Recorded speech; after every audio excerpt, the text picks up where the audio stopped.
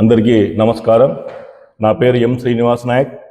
నేను ST cell జిల్లా అధ్యక్షుడిగా వైఎస్ఆర్సిపి కాంగ్రెస్ పార్టీ పనిచేస్తున్నాను.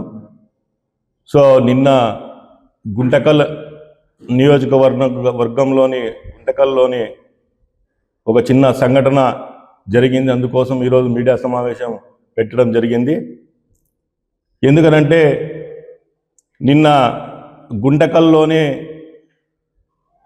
పొట్టి శ్రీరాములు కాలనీలో ఒక లక్కీ వైన్ షాప్ అనేది అక్కడ ఉంది.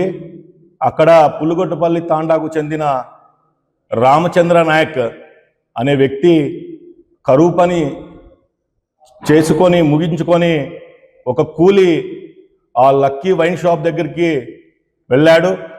వెళ్ళి అక్కడ మద్యం సేవించడానికి అక్కడ మద్యం తీసుకొని పక్కన ప్రైవేట్ పర్మిట్ షాపు కింద ఉంటే అతను తీసుకొని ఇంటికి వెళ్ళేవాడేమో, లేకపోతే అక్కడే తాగి ఇంటికి హ్యాపీగా వెళ్ళేవాడేమో. కానీ అతను ఆ పర్మిట్ షాప్ అనేది ఆ లక్కీ వైన్ షాప్ పైన ఇవ్వడం వల్ల ఆ లక్కీ వైన్ షాప్ పైన పర్మిట్ రూమ్లో మద్యం సేవించి కిందికి దిగే టైంలో కాళ్ళు స్లిప్ అయి అతను కింద పడి తల పెద్ద గాయమైంది. గాయమైన తర్వాత అక్కడ ఉన్న ఆ వైన్ షాప్ యజమానులైతేనేమి, పర్మిట్ వ్యక్తులు, ఆ షాప్ పర్మిట్ ఎవరైతే తీసుకున్నారో ఆ షాప్ వ్యక్తులు కానీ ఆయన్ని పట్టించుకోకుండా అలాగే చూస్తూ ఉండడం వల్ల ఈరోజు ఆయనకి గాయాలై తీవ్రంగా కర్నూలు హాస్పిటల్కి తీసుకుపోవడము చాలా సీరియస్ అయిన విషయం తెలిసింది.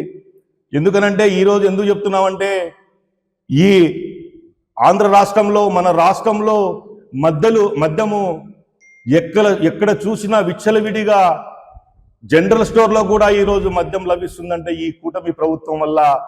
ఈరోజు మా బడుగు బలహీన వర్గాలు మాత్రము ఈరోజు ఏదో పని చేసుకొని ఏదో ఇంటికి వెళ్ళి హ్యాపీగా ఉండే వారు ఈరోజు అతనికి 3 ఆడపిల్లలు, ఒక కొడుకు. ఈరోజు అతని పరిస్థితి చాలా హీనంగా ఉంది. ఎందుకనంటే ఈ పర్మిట్ షాప్లు కేటాయించేటప్పుడు ఈ ఎక్సైజ్ సూపరింటెండెంట్ ఎవరైతే ఉన్నారో ఈ రామ్మోహన్ రెడ్డి అనే ఇతను ఎలా పర్మిషన్ ఇస్తారు? ఒక వైన్ షాప్ కి పర్మిట్ రూమ్ కింద ఉండాలి, కానీ పైకి ఎక్కినప్పుడు అక్కడ మద్యం సేవించి కిందికి దిగే తరుణంలో పడినప్పుడు దీన్ని ఎవరు బాధ్యత వహిస్తారని చెప్పేసి ఈ కూటమి ప్రభుత్వం కూడా మేము అడుగుతున్నాము. అదే పోయిన 5 సంవత్సరాలు జగన్మోహన్ రెడ్డి పరిపాలనలో మద్యం షాపులు 11 గంటలకు తీస్తే రాత్రి 10 గంటలకు బంద్ చేసేవారు. మద్యం దొరకాలన్నా కూడా చాలా ఇబ్బంది పడి మద్యం సేవించుకోకుండా చాలా మంది వాళ్ళ జీవన ఉపాధి చేసుకుని హ్యాపీగా గడిచేవాళ్ళు. ఈ రోజు విచ్చలవిడిగా ఈ ఆంధ్రప్రదేశ్లో, ఈ రాష్ట్రంలో ఎక్కడ చూసినా కూడా మద్యము ఏరులై పారుతుంది. ఈ రోజు ఈ రాష్ట్రంలో పెట్రోల్ దొరకపోవచ్చు, మరి డీజిల్ దొరకపోవచ్చు, మరియు ఈ రాష్ట్రంలో మద్యమై ఏరులై పారుతుంది. ఎక్కడికి పోయినా మద్యం మాత్రం ఈ రాష్ట్రంలో విచ్చలవిడిగా చేస్తున్నారని చెప్పేసి కూటమి ప్రభుత్వానికి కూడా తెలియజేస్తున్నాము. అలాగే ఇదే గుంటకల్లో విచ్చలవిడిగా ఎక్కడ చూసినా మద్యము దొరకడము, ఈ నిర్లక్ష్యం వైఖరి వల్ల ఇక ఒక గిరిజన బిడ్డ ప్రాణాలు పోతున్నా కూడా ఈరోజు పట్టించుకొని నాథుడు లేడని చెప్పేసి మీ ద్వారా నేను తెలియజేస్తున్నాను. అలాగే ఇదే రామ్మోహన్ రెడ్డి అనే వ్యక్తి ఇదే చూసి డబ్బులు ముట్టు చెప్పుకోకుండా అదే పర్మిట్ రూమ్ చెక్ చేసి ఉండింటే పక్కన ఇచ్చేవాళ్ళు, కానీ బ్రాందీ షాప్ పైన ఉంటే పైన పర్మిట్ రూమ్ ఎలా ఇస్తారని చెప్పేసి మీ ద్వారా నేను తెలియజేస్తున్నాను. అదే గిరిజన వ్యక్తి ఏమన్నా అయితే అదే సేవాన్ని పట్టుకొని మేము ఎక్కడికైనా వెళ్తాము, మా వారికి న్యాయం జరిగేంత వరకు మేము ఎక్కడైనా కూడా పోయి పోరాడతామని చెప్పేసి తెలియజేస్తున్నాను. ఇంకోటి ఈ మీడియా మిత్రుల ద్వారా తెలియజేస్తున్నాను, ఈ కూటమి ప్రభుత్వంలో గిరిజనులకు అన్యాయమే జరుగుతుంది. ఎందుకనంటే ఇదే జిల్లాలో పోయినసారి మన తన్మయి ఒక గిరిజన బిడ్డకి హత్య చేశారు. అదే ఇంకొకటి గిరిజన బిడ్డకి మైనర్ బాలికి కిడ్నాప్ చేసిన నాథులు లేరు. ఈరోజు మళ్ళీ ఇదే రామచంద్ర నాయక్ అనే అతనికి ఇదే కూడా జరుగుతుంది. మీరు అందరూ కూడా ఒకసారి ఆలోచించాలని చెప్పి నేను మీ ద్వారా తెలియజేసుకుంటాను.